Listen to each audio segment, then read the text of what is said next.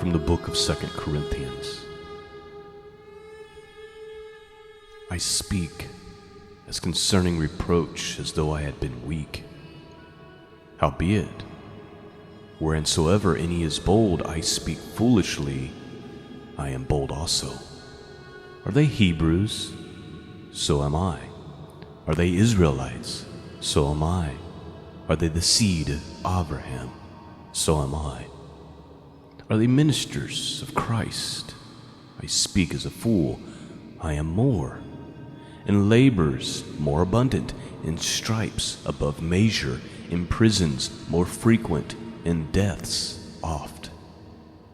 Of the Jews 5 times received I 40 stripes, save one.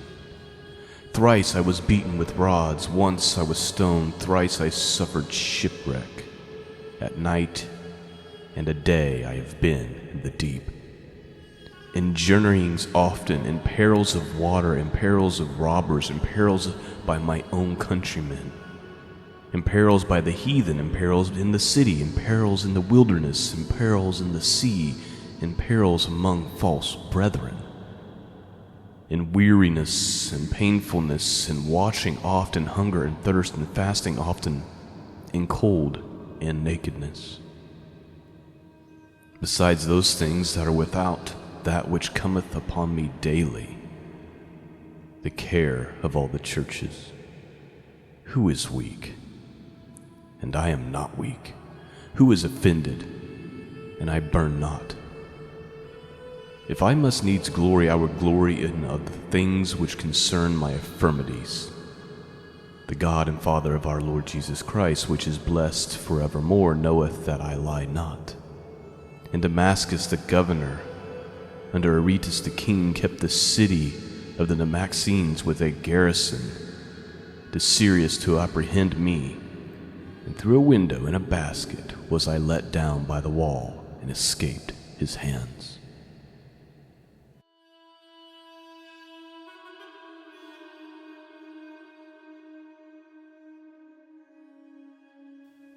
Greetings. Welcome back to the broadcast. I'm Shawn. Website can be found at scriptureandprophecy.com. That's where you go to find the archives. That's where you go to support this mission of truth.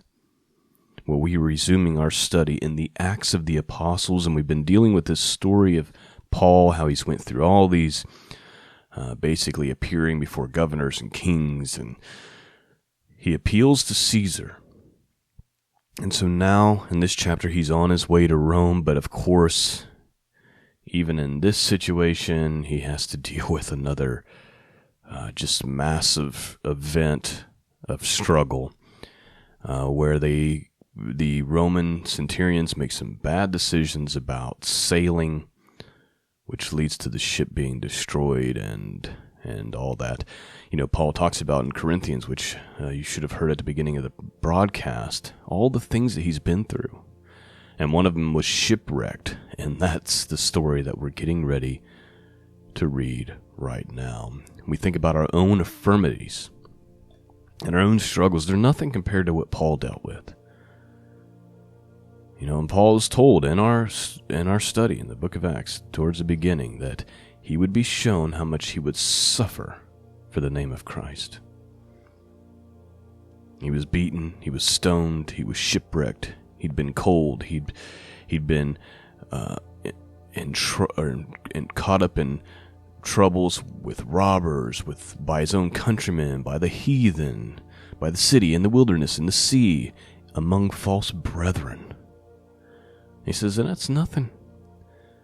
That's the outward stuff, but what really bothers me, what comes upon me every day, is the inward broken heart that I have because of my love for the churches. He says, if I'm going to glory in anything, it's not going to be that I'm a Hebrew, that I'm an Israelite, that I'm a descendant of Abraham. It's going to be in the infirmities which I have suffered for the cause of Christ. So with that backdrop, let's read this story of Paul on his way to Rome. Open up your hearts, and I pray that you would be blessed this morning. Let's begin. Acts chapter 7, verse 1. When it was decided that we would sail for Italy, they proceeded to deliver Paul and some other prisoners to a centurion of the Augustan cohort named Julius, and embarking in an Adramyttian ship which was about to sail to the regions along the coast of Asia, we put out to sea, accompanied by Aristarchus, a Macedonian of Thessalonica. The next day we put in Sidon, and Julius treated Paul with consideration and allowed him to go to his friends and receive care. From there we put out to sea and sailed under the shelter of Cyprus because the winds were contrary. And when we had sailed through the sea along the coast of Cilicia and Pamphylia, we landed at Myra and Lycia. There the centurion found an Alexandrian ship sailing for Italy, and he put us aboard it. And when we had sailed slowly for a good many days, and with difficulty, and had arrived off Sindus, since the wind did not permit us to go farther, we sailed under the shelter of Crete, off Solomon, and with difficulty, sailing past it, we came to a place called Fair Havens, near which was the city of Lasea. When considerable time had passed and the voyage was now dangerous, since even the fast was already over, Paul began to admonish them and said to them, "Men, I perceive that the voyage will certainly be with damage and great loss, not only of the cargo and of the ship, but also of our lives." Please note, a couple of things I want to note. Sometimes we forget that Luke is the author, right? And notice he's using words like we, meaning he went with them also. And we don't think of Luke being shipwrecked, but that's what seems to be the case here. Also, understanding that in that region, there was a period of time. Actually, let me just read it to you. So, it says here, when considerable time had passed and the voyage was now dangerous, since even the fast was already over, Paul then warns them, hey, if we try to go out to sea, we're in big trouble, right? So, what's happening is travel in the open sea was dangerous from mid-September to mid-November, after which it ceased together until February. Since the fast, it's talking about the Day of Atonement of late September or early October, was past, further travel was already extremely hazardous. That's what the study Bible says. So basically what it's talking about is it was a period of time in the fall where that was not good to travel. So that's what's going on there. All right, continuing on. Let me get my bearings here. Okay. So Paul says, "Men, I perceive that the voyage will certainly be with damage and great loss, not only of the cargo and the ship, but also of our lives. But the centurion was more persuaded by the pilot and by the captain of the ship than by what was being said by Paul. Because the harbor was not suitable for wintering, the majority reached a decision to put out to sea from there, if somehow they could reach Phoenix, a harbor of Crete, facing southwest and northwest, and spend the winter there. And when a moderate south wind came up, supposing that they had attained their purpose, they weighed anchors and began sailing along Crete, close inshore. But before very long there rushed down from the land a violent wind called Euraquilo." Please note, this Euraquilo was like a known storm. So the word in Greek, you're looking at Euros, east wind, and the Lat word Aquilo, north wind. This is a strong, dangerous windstorm, which was greatly feared by those who sailed in the Mediterranean. So that it was this type of storm that developed during those months after Yom HaKippurim, the Day of Atonement. You know, that late September to basically February where this storm could develop. So It says before very long, so they're sailing and they're trying to stay kind of close to with the shore in view for safety. But it says that before very long there rushed down from the land a violent wind called Urquilo, verse 15. And when the ship was caught in it, and could not face the wind, we gave way to it and let ourselves be driven along, running into the shelter of a small island called Claudia. We were scarcely able to get the ship's boat under control.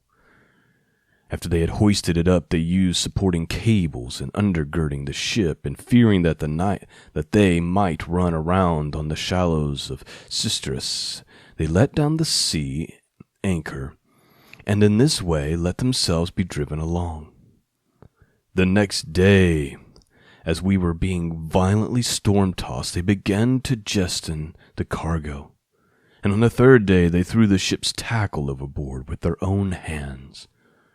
Since neither sun nor stars appeared for many days, and no small storm was assailing us, from then on all hope of our being saved was gradually abandoned.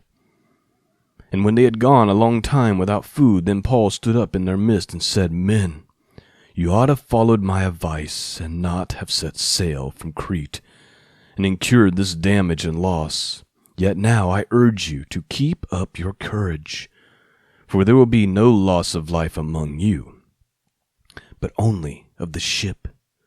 For this very night an angel of God, to whom I belong and whom I serve, stood before me, saying, Do not be afraid, Paul. You must stand before Caesar, and behold, God has granted you all those who are sailing with you. Therefore, keep up your courage, men, for I believe God that it will turn out exactly as I have been told. But we must run aground on a certain island. Please notice that everyone's losing courage and hope. These Satyrian men, these men of war, amongst other prisoners. And then we have Paul, the Christian, right? The only one not afraid. Of course, he has the benefit of talking to an angel. And I wish we had more to that story. I wish Paul would have written more about that interaction where this angel shows up and tells him to be of good courage, that he and all the people that are with him are going to be preserved, but the boat's going to be lost, and they're going to be shipwrecked on an island. But Paul stands up and he says this. He's trying to encourage the people not to give up hope. Verse 27. But when the 14th night came, and we were being driven about in the Atteric Sea about midnight, the sailors began to surmise that they were approaching some land. They took soundings and found it to be 20 fathoms. A little farther on they took another sounding and found it to be about 15 fathoms. Fearing that we might run aground somewhere on the rocks, they cast 4 anchors from the stern and wished for daybreak. But as the sailors were trying to escape from the ship and had let down the ship's boat into the sea, on the pretense of intending to lay out anchors from the bow, Paul said to the centurion and to the soldiers, Unless these men remain in the ship, you yourselves cannot be saved. Please note, a couple of things to note. They realized that there must be land somewhere close by. It says and they wished for daylight. This is the difference between those of us who know God and those who don't. Those of us who know God, we don't wish, right? In this situation, we wouldn't be like, oh, I wish the sun would break. We'd be begging God for it to happen, the one who controls all things. Second thing to note is Paul's warning, hey, this is an all or nothing deal. If these men leave the ship, it's over for all of you. Everyone needs to obey what God has said. Verse 32. Then the soldiers cut away the ropes of the ship's boat and let it fall away. Until the day was about to dawn, Paul was encouraging them to take some food, saying, Today is the 14th day. Did you have been constantly watching and going without eating, having taken nothing? Therefore I encourage you to take some food, For this is for your preservation, for not a hair from your head of any of you will perish. Please note that not a hair of your head thing is kind of like a Hebrew idiom or a phrasing, a very common Jewish saying. You can find it in all kinds of scriptures, 1 Samuel, 2 Samuel, 1 Kings, Luke.